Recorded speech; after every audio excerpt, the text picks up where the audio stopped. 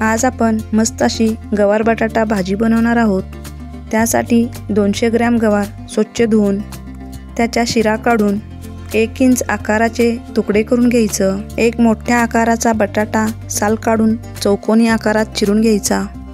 जाडसर शेंगदाण्याचा कूट 4 चमचे, बारीक कट केलेला कांदा 1, 2 चमचे मिरची पावडर, 1 चमचा धना पावडर, अर्धा चमचा जिरा पावडर, अर्धा चमचा गरम मसाला।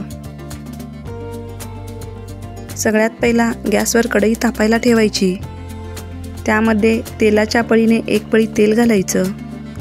तेल चांगलं तापलं की पाव चमचा मोहरी घालायची, पाव चमचा जिरं घालायचं, कढीपत्ता घालायचा, चिरून घेतलेला कांदा घालायचा। हे सर्व चांगलं 1 मिनिटभर परतून घ्यायचं।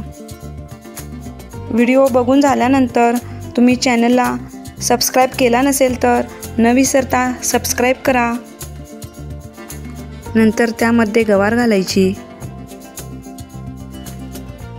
आणि चिरून घेतलेला बटाटा घालायचा।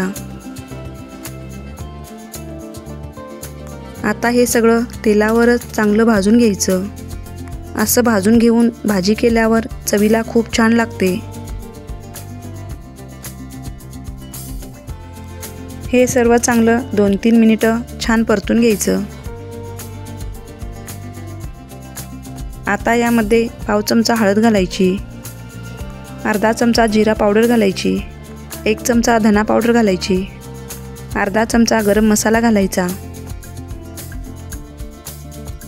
1.5 चमचा मिरची पावडर घालायची।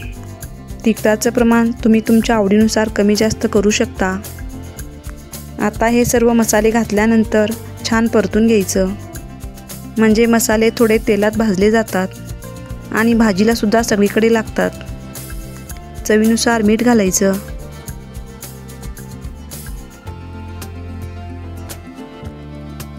मीठ घातल्यावर सर्व छान मिक्स करून घ्यायचं।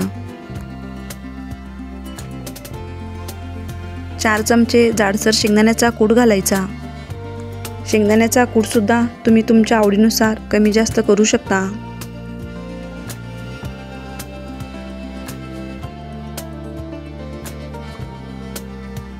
आता यामध्ये अर्धा ग्लास पाणी घालायचं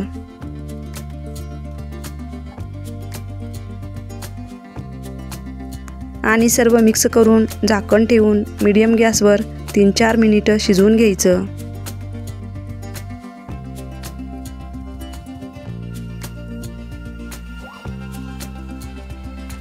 तीन 4 मिनिटांनी झाकण काढून पुन्हा थोडं सर्व छान हलवून घ्यायचं।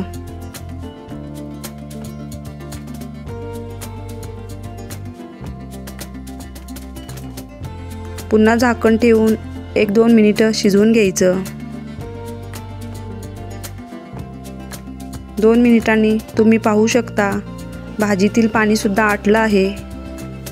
व्हिडिओला लाईक केल्यानंतर कमेंट बॉक्समध्ये हाईपचे ऑप्शन येते, तरी हाईपचे बटन प्रेस करून माझ्या व्हिडिओला सपोर्ट करा।